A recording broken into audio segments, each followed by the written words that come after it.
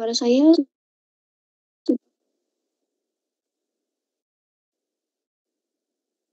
sudah ya?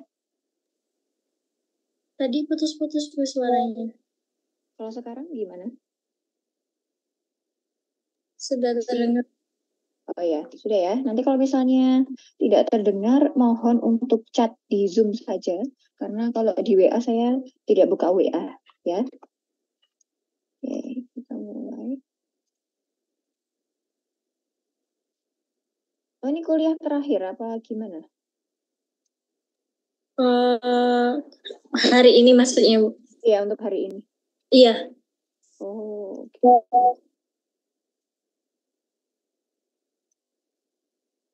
Oke ya, Bismillahirrahmanirrahim.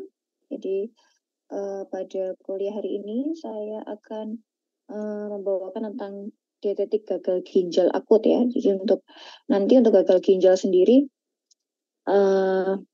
akan ada gagal ginjal akut dan kronis. Nah, kalau kronis nanti akan dibawakan oleh Bu Tiara.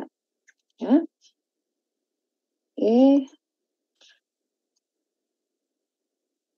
Nah, jadi gambaran umum ya. Ini kita masuk ke gambaran umum. Jadi fungsi utama ginjal itu apa ya? Jadi ginjal itu fungsinya untuk memelihara keseimbangan homeostasis cairan, elektrolit, bahan-bahan organik dalam tubuh melalui proses filtrasi, reabsorpsi, dan ekskresi. Ya. Kemudian fungsi lainnya yaitu untuk sintesis hormon eritropoietin atau kita sebut EPO. Ya.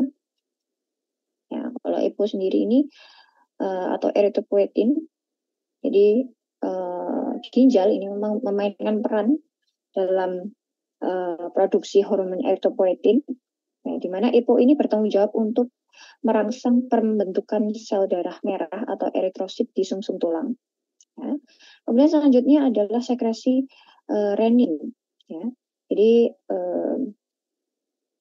renin ini diproduksi dan disekresi oleh sel-sel justaglomerular di ginjal. Ya. Jadi kalau teman-teman masih ingat pelajaran di SMA ya, glomerulus bagian dari ginjal ya. Ya, jadi renin ini ya fungsinya itu menginisiasi rangkaian reaksi biokimia. Dia yang mengarah pada pembentukan angiotensin 2, di mana dia itu berfungsi untuk meningkatkan tekanan darah dengan menyampaikan pembuluh darah dan merangsang pelepasan aldosteron. Nah, aldosteron sendiri ya, aldosteron ini merupakan hormon steroid yang diproduksi oleh ginjal adrenal. Tapi pengaturannya ini sangat tergantung pada aktivitas ginjal. Nah, aldosteron itu fungsinya untuk meregulasi keseimbangan elektrolit, terutama natrium dan kalium. Ya. Nah, itu penting ya. Nanti kita bahas kenapa dia penting di sini. Kemudian dia ini mengubah vitamin D menjadi bentuk aktif dan degradasi berbagai jenis hormon. Nah, bagaimana sih kok ginjal ini bisa mengubah vitamin D menjadi bentuk aktif? Jadi awal ya, jadi saat kita mengkonsumsi vitamin D dari makanan, ya, dia sumbernya ada dua, yaitu dari paparan sinar matahari ya, sinar UVB yang menghasilkan vitamin D3. Kemudian dari makanan itu D2. Nah, selanjutnya ya, D2 dan D3 ini nantinya akan ditransportasikan oleh darah ke hati. Ya. Nah, di dalam hati vitamin D tadi itu akan menghasilkan 25 hidroksivitamin atau 25 OHD. Ya. Ini merupakan bentuk vitamin D yang tidak aktif secara biologis, tapi dapat diukur dalam darah untuk mengevaluasi status vitamin D. Nah, setelah terbentuk ya 25 OHD itu akan diangkut ke ginjal untuk mengalami proses lanjutan yang mengubahnya menjadi bentuk aktif disebut kalsitriol. Ya, jadi itu ada cerita panjangnya kenapa kok ginjal ini berfungsi untuk mengubah vitamin D menjadi bentuk aktif. Ya, ini definisi dari gagal ginjal akut. Ya, jadi ini merupakan sindroma klinik dengan aneka macam sebab yang ditandai oleh penurunan fungsi ginjal secara mendadak dengan penurunan laju filtrasi glomerulus. Jadi kalau laju filtrasi glomerulus ini biasanya kalau di rumah sakit disebut GFR. Nah, nanti kita akan bahas lebih lanjut GFR itu apa, kemudian ada juga rumusnya ya. Nah, di awal ya, laju filtrasi glomerulus itu adalah ukuran ya, seberapa cepat plasma darah disaring melalui glomerulus. Jadi ini adalah satu bagian kecil dari unit fungsional di ginjal, disebut nefron. Ini LFG atau GFR ini merupakan parameter penting untuk mengukur fungsi ginjal ya. Karena gagal ginjal akut itu banyak penyebabnya. Bisa karena infeksi dari ginjal itu sendiri, ada kerusakan ya, mungkin bisa dia kecelakaan ataupun akibat penyakit lainnya ya, itu bisa. Jadi misalnya ada pasien kena jantung, itu juga bisa lama-lama dia ginjalnya akan kena gitu. Nanti akan dijelaskan lebih lanjut kenapa kok ada hubungannya penyakit jantung bisa membuat gagal ginjal. Ya. Dan juga gagal ginjal ini juga bisa disebabkan oleh konsumsi obat ya. Jadi kalau misalnya teman-teman kemarin baca berita ya, ada suatu fenomena gitu, obat penurun panas kalau tidak salah itu pada anak-anak itu bisa memberikan efek jangka panjang seperti gagal ginjal akut. Ya, ternyata obatnya itu terlalu keras ya, tidak cocok untuk anak-anak.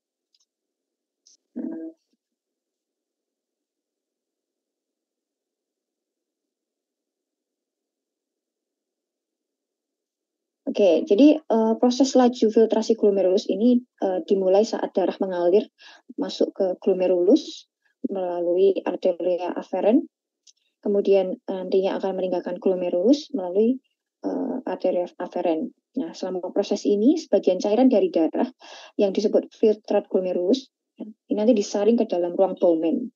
Ya, itu merupakan bagian awal tubulus ginjal. Ya. Nah, setelah proses ini, nanti dia akan mengalami proses penyerapan dan sekresi di tubulus ginjal sebelum menjadi urin. Ya. Oke, kemudian yang poin kedua itu oliguria. Oliguria itu adalah produksi air kemih atau urinnya kurang dari 400 ml per 24 jam. Jadi untuk pengecekan ini ya, urin ini bisa dilakukan dalam 1 hari atau 24 jam, ataupun juga bisa di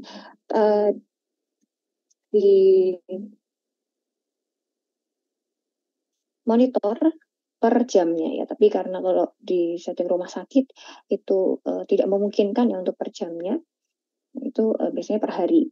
Gitu. Kemudian retensi substansi yang berbahaya dalam keadaan normal dikeluarkan lewat urin. Jadi retensi substansi yang berbahaya ini ya. Jadi kalau orang gagal ginjal akut itu ginjalnya itu rusak ya. Nah, karena ginjal itu berfungsi untuk mengeluarkan zat-zat berbahaya. Nah, kalau ginjalnya rusak, otomatis zat-zat berbahaya itu tidak bisa keluar gitu. Jadi indikatornya kalau gagal ginjal akut, nah, si urea ataupun kreatinin yaitu bahan-bahan yang tidak bisa dikeluarkan itu pasti tinggi, gitu ya. Kemudian pada sebagian kasus itu juga ada ya. Jadi diuresisnya tetap normal ya selama dia sakit. Itu kita sebut GGA non oligurik atau uremia non oliguria. Kemudian adanya kenaikan kreatinin serum biasanya 0,5 sampai 1 mg per desiliter per hari. Kemudian untuk urea nitrogen atau kita biasanya sebut BUN itu 10-20 mg per desiliter per hari. Ya. Jadi untuk kreatinin sendiri ya, kreatinin ini merupakan produk sampingan metabolisme normal yang harus dikeluarkan dari tubuh ginjal ya. Jadi biasanya pada gagal ginjal akut, kreatinin ini biasanya menumpuk dalam darah karena ginjalnya gagal untuk menyaring dengan efisien. Nah, jadi tadi itu kalau misalnya kadar kreatinin tinggi berarti itu adalah menjadi indikator dalam gagal ginjal akut. Nah, selain urea, kemudian kreatinin, asam urat itu juga bisa menjadi tinggi ya. Karena biasanya dia itu dikeluarkan si purin itu ya, asam urat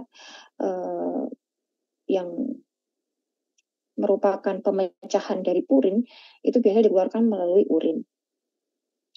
Nah, karena gagal ginjal makanya dia bisa tinggi asam uratnya. Jadi kalau misalnya nanti ke rumah sakit ataupun membuat kasus itu harus dicatat ya. Kalau gagal ginjal akut itu yang tinggi itu apa sih? Kreatinin, urea, BUN ya. Nah, selain itu juga natrium dan kalium ya. Jadi jika ada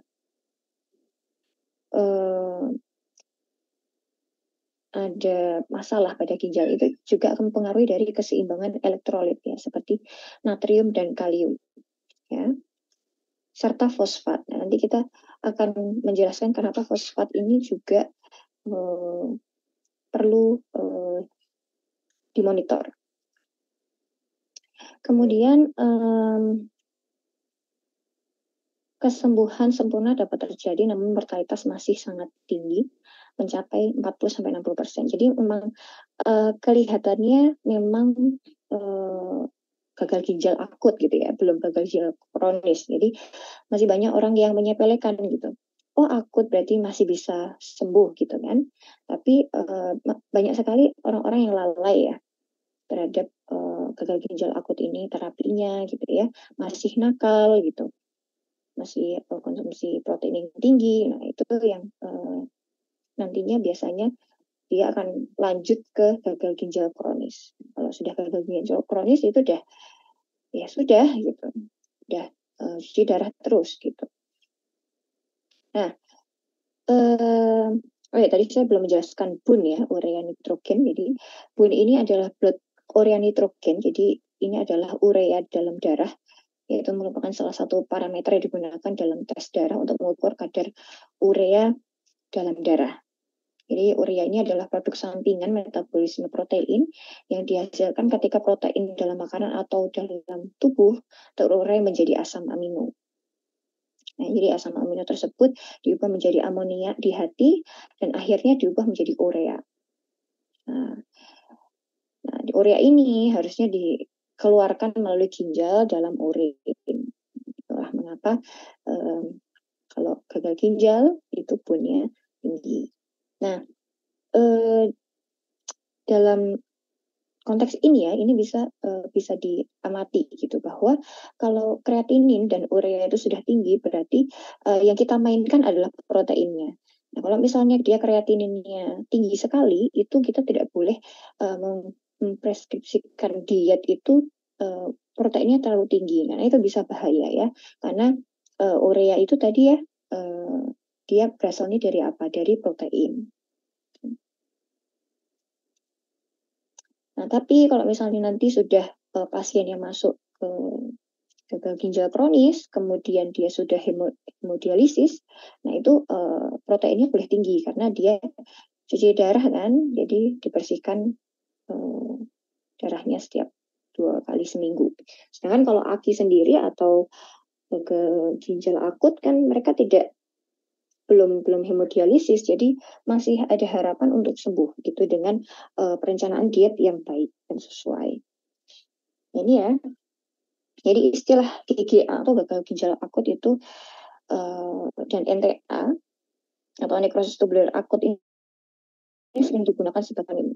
Jadi GGA ini sebenarnya adalah sindrom klinis yang disebabkan oleh aneka macam kelainan yang ditandai oleh penurunan fungsi ginjal secara akut, dan NTA merupakan gagal ginjal akut yang disebabkan oleh gangguan hemodinamik atau akibat nefrotoksik. Jadi perbedaannya apa ya GGA dan NTA ini? Jadi kalau NTA gagal ginjal akut, mohon maaf, atau AKI ini merujuk pada kondisi yang melibatkan penurunan tiba-tiba dalam fungsi ginjal, biasanya dalam waktu beberapa jam hingga beberapa hari.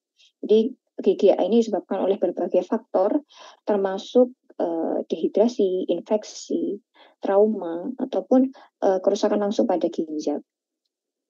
Kemudian nekrosis tubular akut atau NTA, ya, ini merupakan salah satu penyebab umum AKI atau GGA, ini di mana terjadi kerusakan pada sel-sel tubulus ginjal, dan faktor-faktor yang menyebabkan ini seperti hipoksia atau kurang oksigen, keracunan, obstruksi saluran kemih atau reaksi obat.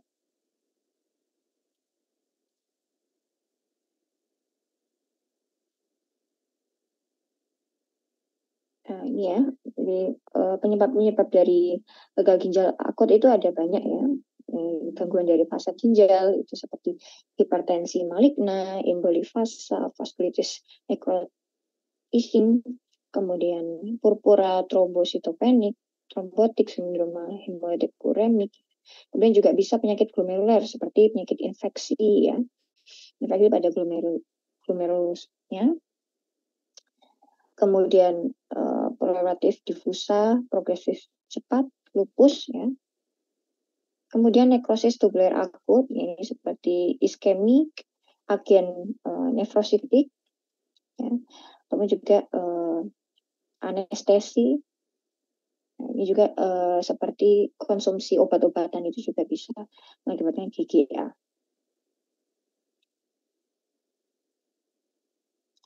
Kemudian ini ya pengkategorian dari gagal ginjal akut. Ini saya ambil dari Guideline. Jadi untuk gagal ginjal itu memang dia agak tricky ya. Tapi tidak setricky gagal ginjal kronis gitu. Tapi untuk AKI sendiri sudah mulai tricky juga. Nah, enaknya itu kalau gagal ginjal akut maupun kronis itu sudah ada guideline-nya ya. Nah, saya sangat merekomendasikan kalau teman-teman sekalian mendapatkan kasus itu menggunakan guideline ini ya, KDIGO ini ya. Jadi ini nanti kalian search gitu di Google, guideline KDIGO for kidney disease ya, acute kidney disease gitu ya, itu bisa langsung di-download, itu free ya. Nah, ini untuk pengkategorian dari gagal ginjal akut itu ada 3 ya, dari KDIGO ya. Nah, sedangkan guideline lainnya itu juga ada dari Rivel dan Akin. Nah, tapi kalau saya dari dulu itu selalu menggunakan KDIGO. Kemudian kalau gagal ginjal kronis itu menggunakan KDOGI kalau nggak salah. Jadi namanya mirip-mirip gitu. Nanti di belakang saya perlihatkan covernya ya. Jadi teman-teman bisa pakai. Guideline-nya itu 147 halaman. Nah, di situ benar-benar rinci gitu. Jadi kebutuhan protein ataupun kalori untuk gagal ginjal akut dengan diabetes gitu ya. Kemudian gagal ginjal akut dengan stage sekian-sekian gitu. Itu benar-benar rinci gitu. Jadi kalian tidak mungkin salah gitu dalam pemberian preskripsi diet, ya. Nah, pengelompokan GGA sendiri ini diperlukan ya, karena dia ini dapat membantu dokter dalam menentukan tingkat keparahan, kemudian mengukur respon terhadap pengobatan, dan tentunya untuk merencanakan manajemen yang tepat sesuai pada kondisi pasien.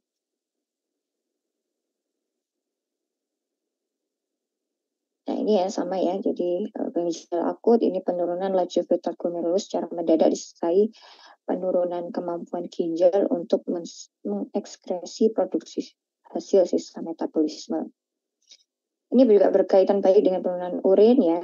Tadi kurang dari 500 ml per 24 jam. Ya, urin output. Kemudian ini dikelompokkan lagi, itu prerenal atau inadequate perfusi ginjal. Kemudian penyakit pada ginjal parenkim atau intrinsik atau alergi obat. Kemudian obstruksi, disebut postrenal.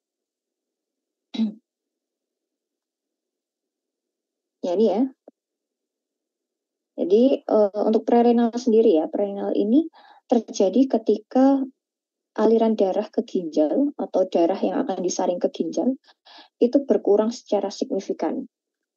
Ya. Jadi kejadian ini ya, prerenal ini membuat ginjal ini tidak menerima pasokan darah yang cukup untuk melakukan fungsi penyaringan dengan baik. Ya. Nah, penyebabnya apa? Yaitu biasanya mereka itu dehidrasi yang berat, ya, severe dehydration. Kemudian penurunan volume darah, misalnya dia perdarahan, ya, kehilangan cairan berlebihan.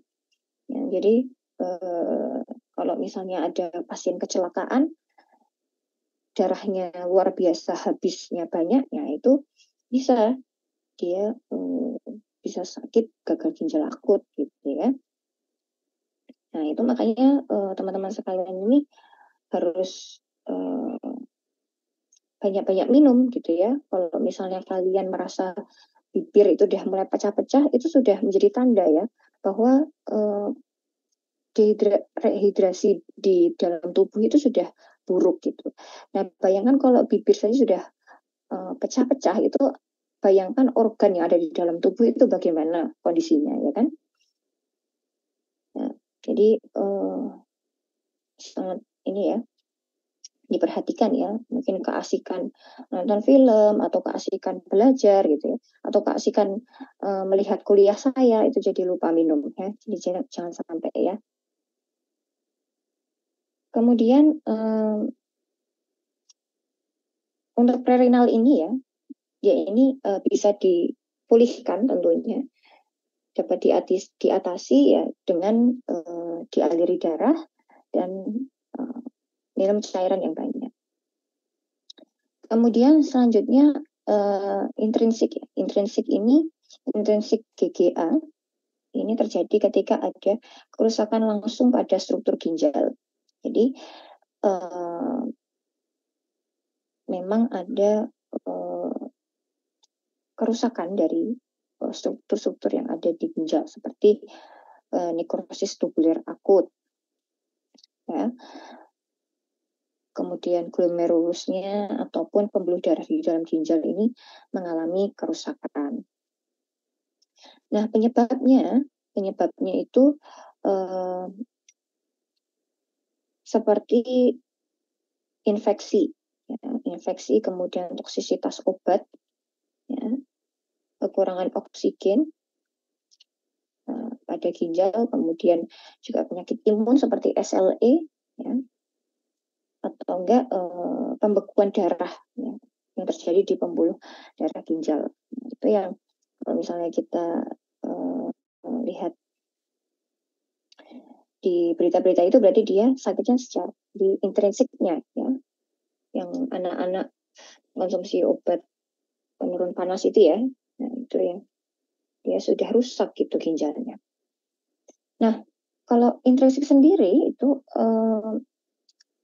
untuk memperbaikinya sulit ya, karena dia sudah istilahnya ginjalnya sudah rusak gitu ya.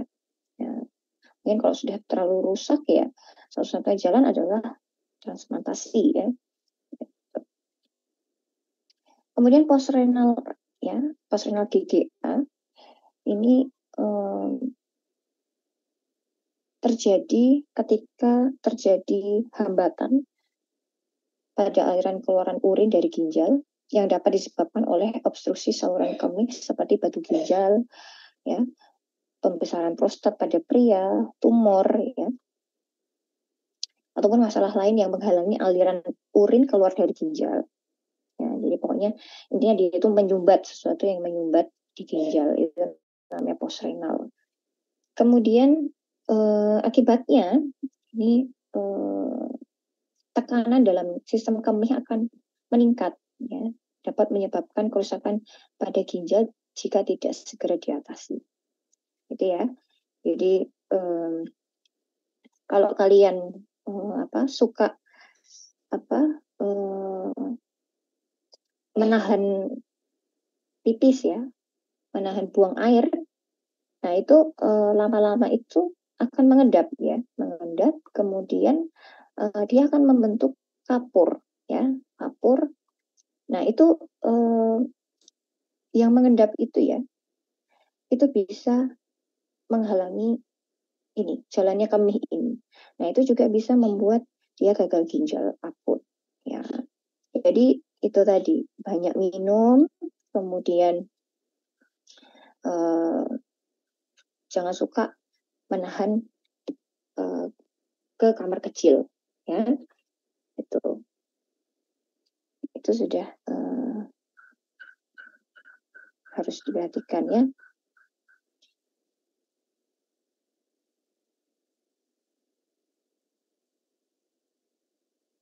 Nah, ini merupakan medical nutrition terapi atau MNT untuk GGA, ya, ini ya. Untuk protein intake, ya, jadi untuk protein intake ini bisa kalian lihat di guideline, ya.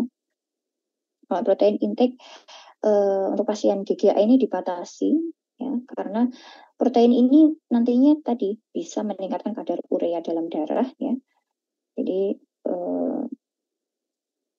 dengan pembatasan protein ini tentunya bisa mengurangi beban kerja dari ginjal. Kemudian energi. Nah, energi ini saya ambilnya dari tadi Kadogi itu 25 sampai 35 kilokalori per kilogram berat badan. Nah, ini untuk range ini tuh nanti di guideline itu akan dijelaskan. Kalau dulu di rumah sakit saya itu kalau 25 itu biasanya untuk wanita atau enggak untuk pasien dengan gagal ginjal akut yang belum lama, maksudnya dia barusan terdiagnosis, biasanya kita 25 kilokalori dulu gitu. Nah, kalau misalnya dia laki-laki ataupun dia badannya besar gitu, ya, atau juga misalnya gagal ginjal akutnya itu sudah lama, nah itu kita pakai 35 kilokalori per kilogram berat badan. Jadi sudah ada alasannya gitu, ya. Kemudian potasium dan sodium, ya, intinya tadi saya dijelaskan bahwa kalau gagal ginjal akut itu dia akan mengalami masalah pada keseimbangan elektrolitnya. Makanya kita harus membatasi di intake-nya, ya. Kemudian untuk cairan, ya, cairan tentunya sangat ketat, ya, karena menghindari kelebihan cairan dapat membanding si ginjal, ya. Jadi untuk cairan itu gampang. Jadi dari urin output kemudian ditambah 500 ml itu untuk kebutuhannya sehari. Gitu. Nanti biasanya mereka itu dipasang kateter. Nah, kateter itu sudah ada milinya, ya. Jadi bisa terlihat miliannya gitu. Kemudian fosfor juga harus dibatasi.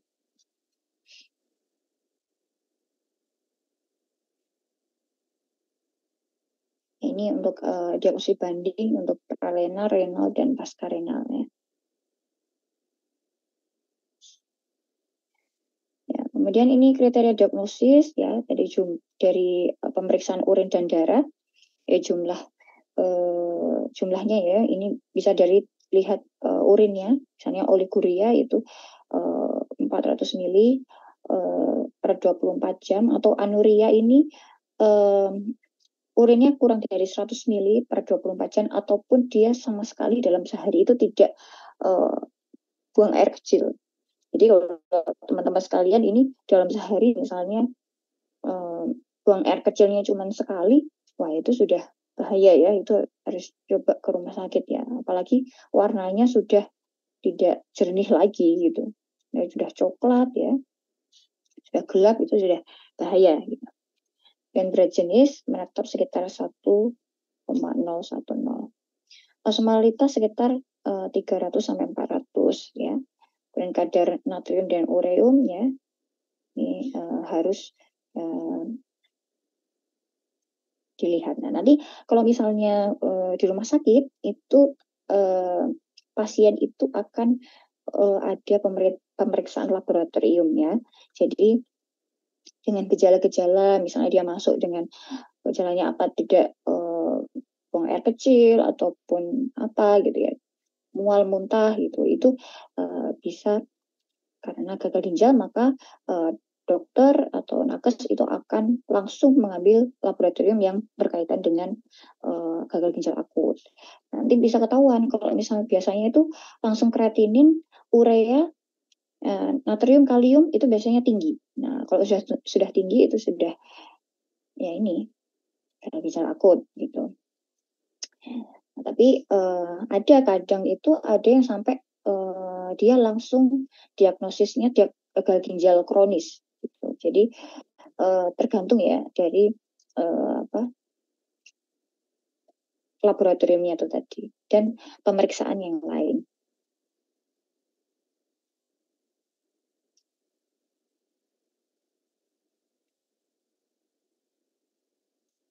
Kemudian pemeriksaannya untuk anamnesis ini hendaknya ditujukan untuk mengetahui lamanya keluhan, adanya penyakit penyerta atau yang mendahului, trauma yang baru terjadi, misalnya dia kecelakaan gitu ya, kecelakaan kemudian dia mengenai ginjalnya, itu juga biasanya langsung gagal ginjal akut ataupun bisa kronis juga gitu ya. Nah itu tentunya itu tadi dia berarti di penyebab intrinsik kan, ginjalnya sudah rusak. Kemudian obat yang digunakan. Jadi tidak heran ya, biasanya gagal ginjal akut itu kebanyakan pasiennya itu tidak hanya sakit gagal ginjal akut, tapi juga disertai penyakit yang lain. Jadi dia komplikasi. Nah, biasanya gagal ginjal akut ini dia datangnya tuh lambat gitu ya, nggak langsung gitu. Nah, dia itu bisa diakibatkan karena penyakit-penyakit yang sebelumnya itu, karena dia diberikan obat yang banyak, maka dia itu memberatkan kerja ginjal. Nah, makanya dia lama-kelamaan ya, karena konsumsi obat yang sangat lama itu bisa mengakibatkan ginjal itu jadi rusak ya. Kemudian paparan terhadap bahan toksik. Kemudian selanjutnya pemeriksaan fisik yaitu status kardiovaskuler. Jadi apa hubungannya ya kardiovaskuler dengan gagal ginjal akut? Jadi untuk kardiovaskuler ini dapat memberikan informasi tentang faktor-faktor yang dapat mempengaruhi volume urin residu seperti tekanan darah, fungsi jantung dan volume darah. Jadi dengan gagal ginjal jadi gagal jantung ini ya, dengan gagal jantung atau gangguan sirkulasi dapat mengurangi aliran darah ke ginjal yang dapat mengakibatkan penurunan produksi urin dan peningkatan volume urin residu gitu ya.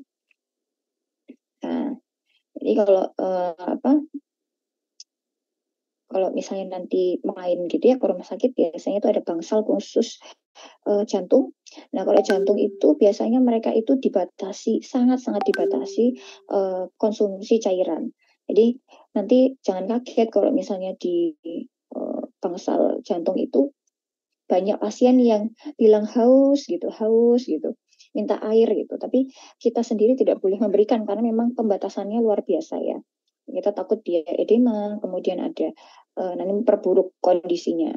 Nah, itu nantinya tentunya dengan restriksi cairan seperti itu nantinya akan mempengaruhi ke ginjalnya, gitu ya. Gampang ya. Oke, selanjutnya pemeriksaan pelvis dan rektum. Jadi pemeriksaan fisik pelvis dan rektum ini dapat memberikan petunjuk tentang adanya obstruksi saluran kemih ya, yang dapat menyebabkan volume urin residu ya. Nah, contohnya seperti perbesaran prostat pada pria atau atau tumor pada saluran kemih itu dapat menghambat aliran urin tadi. Kemudian kateterisasi untuk mengetahui adanya volume urin residu. Jadi kateterisasi tadi ya sudah saya bilang, jadi biasanya mereka dipasang kateter, kemudian dari situ kita bisa lihat volume output dari urinnya ya. Itu bisa jadi perhitungan apakah dia ini masuk dalam kategori gagal ginjal akut gitu. Kemudian pemeriksaan penunjang ini kimia darah dan urin seperti di slide sebelumnya. Kemudian USG ginjal. Selanjutnya IVP. IVP itu apa? Jadi dia itu adalah intravenous pyelogram. Ini merupakan prosedur diagnostik yang menggunakan sinar X. Jadi dia itu bisa menghasilkan gambaran dari saluran kemih, ginjal, dan ureter. Ya. Ini bisa lihat apakah ada batu ginjal ataupun ada penyumbatan.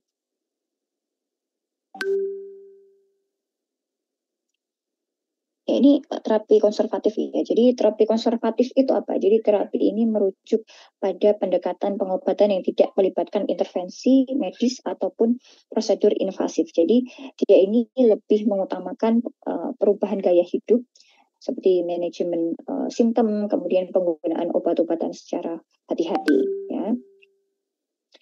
Nah, ini misalnya kalau dia terpasang kateter ya dilepas, kemudian kalau dilepas dia itu harus mencatat ya urin balance cairannya. Jadi cairan yang masuk dan cairan yang keluar itu harus dicatat gitu ya.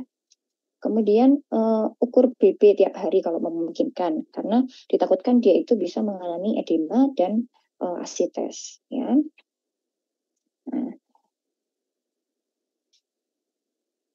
jadi kenapa ya kok dia bisa edema atau asites ya? Tadi itu karena fungsi ginjalnya sudah tidak baik ya, sudah tidak bisa menyaring, tidak bisa mengeluarkan barang-barang yang harus dikeluarkan, ya, makanya dia mengendap gitu ya. Biasanya kakinya tuh jadi besar gitu ya. Nah itu yang perlu diantisipasi betul ya. Kalau misalnya Aki ini karena dia belum hemodialisis, ya satu-satunya cara adalah membatasi harus memperhatikan natrium kaliumnya ya. Kemudian pembatasan cairan ya sudah itu. Nah, tapi kalau sudah parah edemanya biasanya itu dirujuk untuk dialisis gitu. Nah itu ya sudah membahayakan ya, itu udah kalau sampai dia harus hemodialisis setiap hari ya udah itu udah susah gitu untuk sembuh. Kemudian batasan cairan 50 mili ditambah keluaran cairan sehari sebelumnya ya atau urin output. Kemudian nutrisi tinggi kalori ya. Kenapa kok nutrisi gagal ginjal akut ini harus kalorinya tinggi? Karena mereka itu akan mengalami katabolisme. Katabolismenya itu akan meningkat, di mana tubuh ini akan memecah jaringan dan zat gizi untuk memenuhi kebutuhan energi dan pemulihan. Jadi nutrisi yang tinggi atau kalori yang tinggi ini dapat membantu memenuhi kebutuhan energi yang meningkat selama fase kritis dan meminimalkan kehilangan massa tubuh. Dan untuk protein ya itu dibatasi memang karena tadi itu kita harus perhatikan bahwa kreatinin dan ureanya itu tinggi. Nah, itu kita main di protein ini. Gitu. Kemudian karbohidrat biasanya by difference kalau saya. Kemudian untuk nutrisi parenteral ini tergantung dari kondisi pasien ya. Untuk kondisi pasien ya untuk GGS sendiri ada yang dia oral dan makan biasa itu. Jadi untuk parenteral maupun enteral itu tergantung dari kondisi masing-masing. Kemudian diberikan pengikat fosfat. Kenapa diberikan pengikat fosfat? Karena ini berfungsi untuk mengurangi kadar fosfat dalam darah dengan cara mengikat fosfat yang terdapat dalam makanan ataupun minuman yang dikonsumsi. Jadi fungsi ginjal ya pada GGA ini untuk menyaring fosfat dari darah ini biasanya terganggu. Ya, itu karena terganggu maka ya sama ya seperti kreatinin dan bun tadi, mereka akan meningkat dalam darah. Makanya dia perlu diberikan pengikat fosfat. Nah, tapi tergantung ya dari biokimianya sendiri apakah memang diperlukan. Jadi harus dilihat dulu gitu. Kalau misalnya fosfatnya masih normal ya tidak perlu. Kemudian atasi hiperkalemia dan asidosis yang tadi sudah dijelaskan bahwa dia bisa mengalami ketidakseimbangan elektrolit. Ya, ataupun bisa ini diberikan antibiotik profilaksi. Nah, ini kondisi-kondisi di mana pasien itu disetujui untuk melakukan dialisis ya. Nah, yang pertama dia mengalami hiperkalemia ya. Dia bisa lebih dari 7, kemudian dia mengalami aritmia kardia atau kordis ya, yang tidak dapat diatasi oleh obat-obat aritmia. Jadi aritmia kardia ini gangguan irama jantung ya, kalau teman-teman belum tahu. Kemudian asidosis berat, pH-nya kurang dari 7,1 atau CO2-nya kurang dari 5, kadar ureum lebih dari 200 ya. Hipervolemia, edema paru atau gagal jantung kongestif ya. Jadi hipervolemia ini adalah kondisi medis di mana tubuh ini mengalami peningkatan volume cairan ekstraseluler atau cairan di luar sel-sel tubuh yang melebihi kebutuhan normalnya. Nah, jadi ini biasanya terjadi karena penimbunan cairan dalam pembuluh darah atau ruang di luar sel ya. Nah, ini bisa menyebabkan tekanan darah, kemudian edema, ataupun bisa komplikasi lainnya.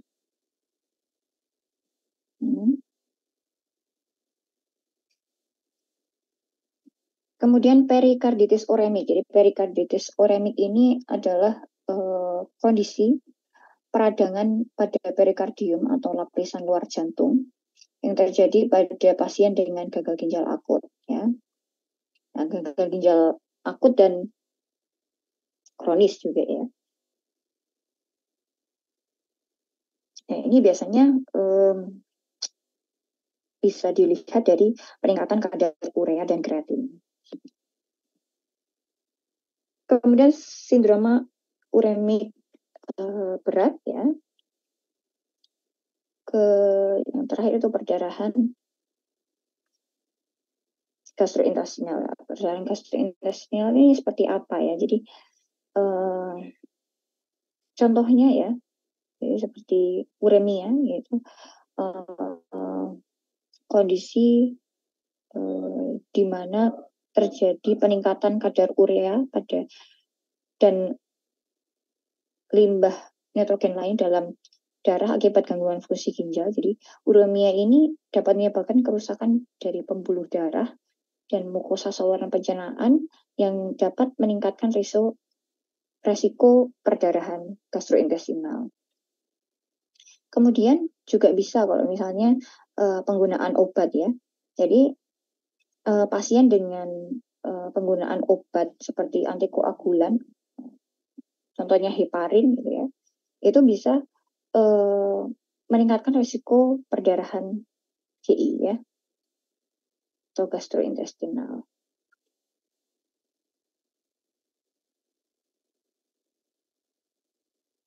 Nah, untuk kesimpulannya ya, jadi tujuan pengelolaan gagal ginjal akut ini mencegah terjadinya komplikasi metabolik dan infeksi. Ya, ini mempertahankan kondisi penderita jangan sampai dia mengalami gagal ginjal kronis. Nah, prinsipnya dia mengobati penyebab GGA, kemudian mempertahankan keseimbangan cairan dan elektrolit, kemudian mencegah infeksi. Nah, dasar pengelolaannya adalah pengelolaan konservatif dan bila ada indikasi baru dilakukan dialisis. Ya, mortalitas GGA sampai sekarang masih tinggi ya. Jadi ya itu tadi ya. Kadang orang menyepelekan karena memang ya masih gagal ginjal akut, masih bisa sembuh gitu kan. Tapi banyaklah orang yang perlu diedukasi karena mereka salah satu kuncinya adalah dietnya ya.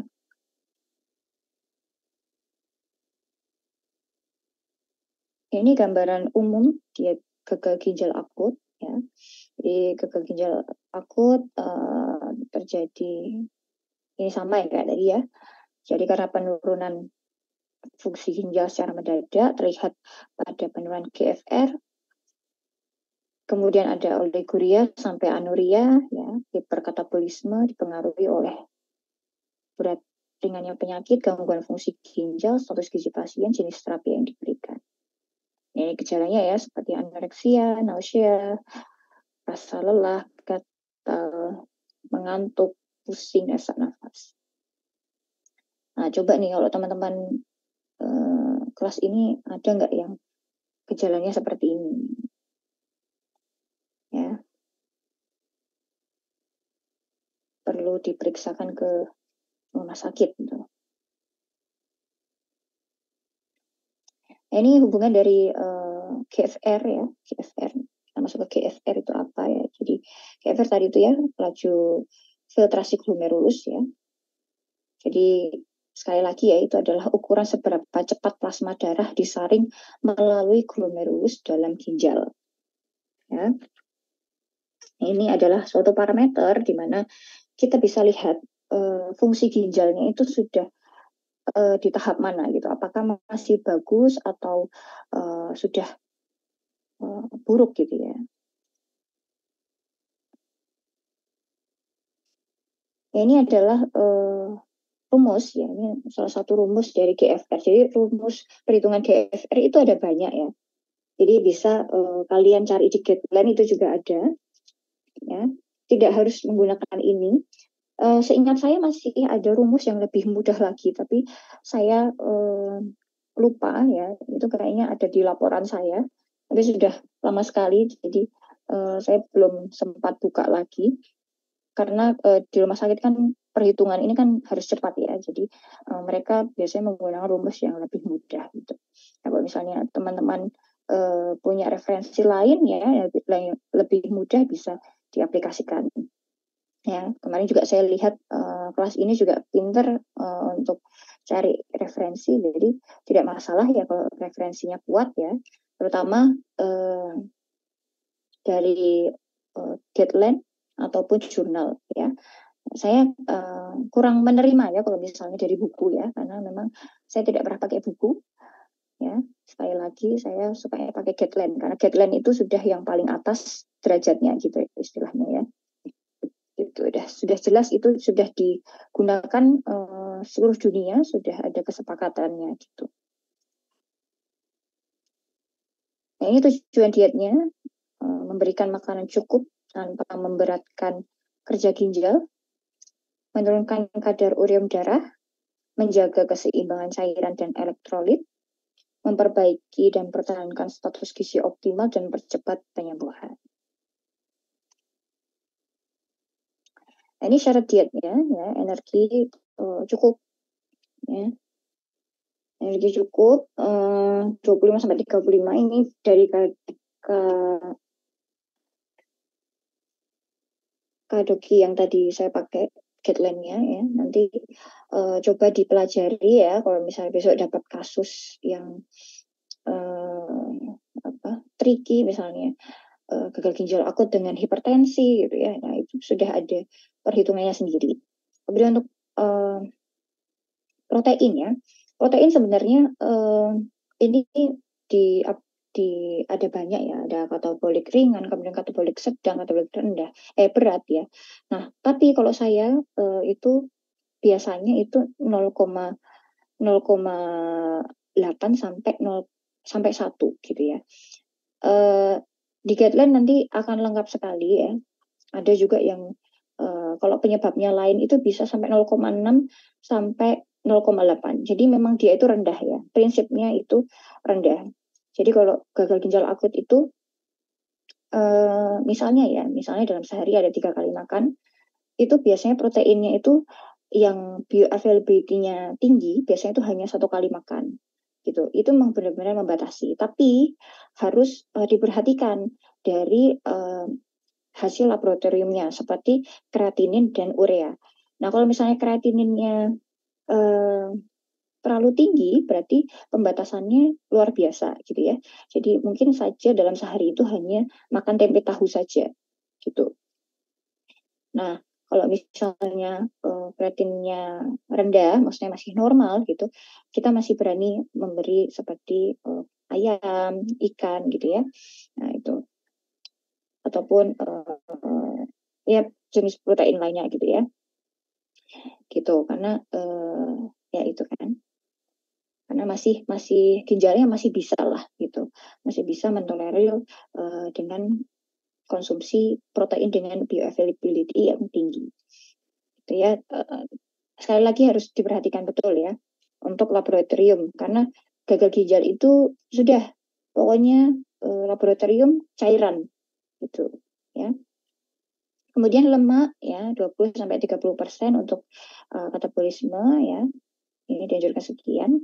Nah, tapi kalau lemak ini ya, karena memang proteinnya rendah, biasanya memang membuat si lemak ini jadi tinggi. Jadi itu pinter-pinternya kalian nanti menghitung bagaimana. Kemudian karbohidrat by difference biasanya, kemudian natrium dibatasi bila ada edema ataupun asites.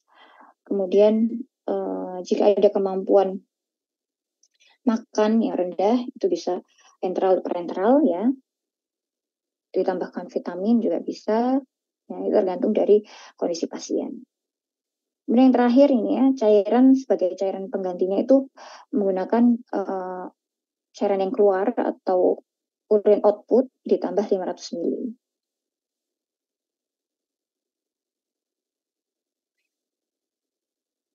Ini jenis dan indikasi pemberian ya.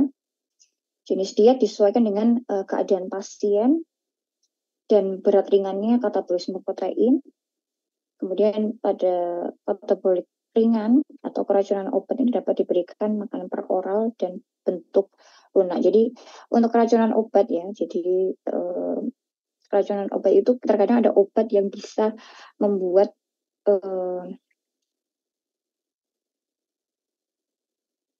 organ-organ yang gastrointestinal ya. Jadi gastrointestinal itu jadi terluka, jadi makanya dia bentuk lunak ya. Ini untuk beberapa kondisi saja. Kemudian untuk infeksi peritonitis, katabolik berat seperti luka bakar dan sepsis, ini jelas ya. Jadi kalau luka bakar tergantung ya dengan kalau peritonitis kan ini bagian peritoneum ya, jadi peradangan atau infeksi di peritoneum ini di mana dia itu melapisi dinding rongga perut ya, di mana rongga perut ataupun usus lambung, usus ataupun lambung itu kan saluran pencernaan ya, jadi harus diberikan enteral maupun parenteral. Nah kalau misalnya luka bakar itu tergantung dia luka bakarnya di mana. Kalau di kaki ya, ya udah oral saja sih nggak masalah ya. Nanti kalau misalnya di bagian mulut gitu ya, nah itu harus enteral ataupun parenteral.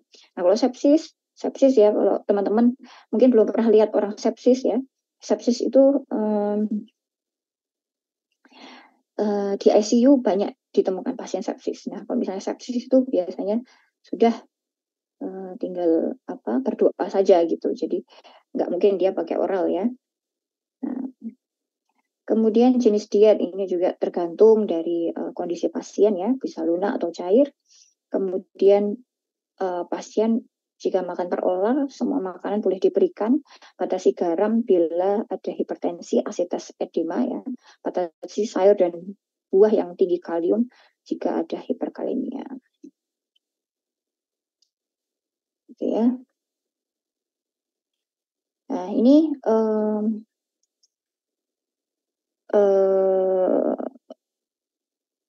guideline yang saya pakai.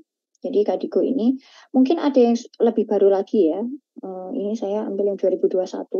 Nanti teman-teman bisa cari di Google, tinggal search aja ya. Itu free PDF. Ya ada 147 halaman. Sudah komplit ya. Memang pakai bahasa Inggris karena memang dia sudah standar internasional ya. Jadi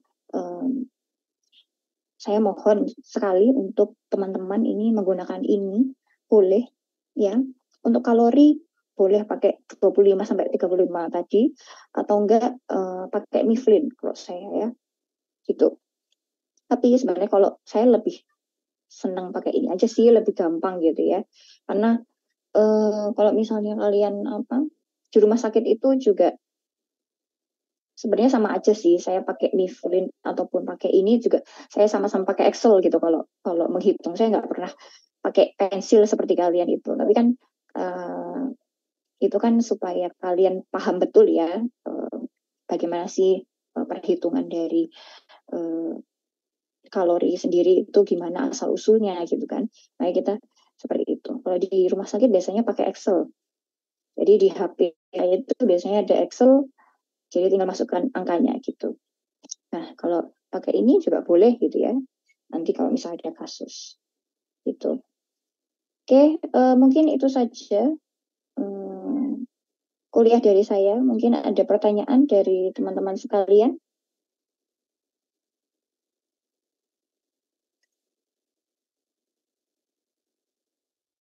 Oh, ini yang open cam cuma satu itu. Yang lainnya kemana ini? Saya ada pertanyaan. Ya, boleh.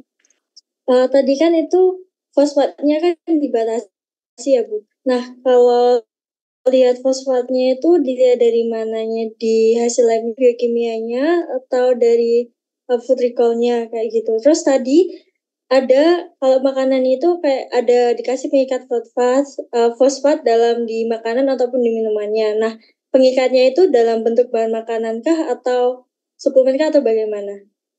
Sudah, terima kasih. Terima kasih untuk pertanyaannya ya. Pertanyaannya bagus. Jadi untuk fosfat sendiri tadi ya sudah saya katakan bahwa itu bisa dilihat di laboratoriumnya. Kemudian untuk pengikat fosfatnya itu biasanya dalam bentuk suplemen. Jadi kalau dokter itu sudah, kalau di rumah sakit itu sudah yang cepat ya. Jadi langsung aja kalau udah ini langsung dibuat suplemen ataupun obat gitu ya.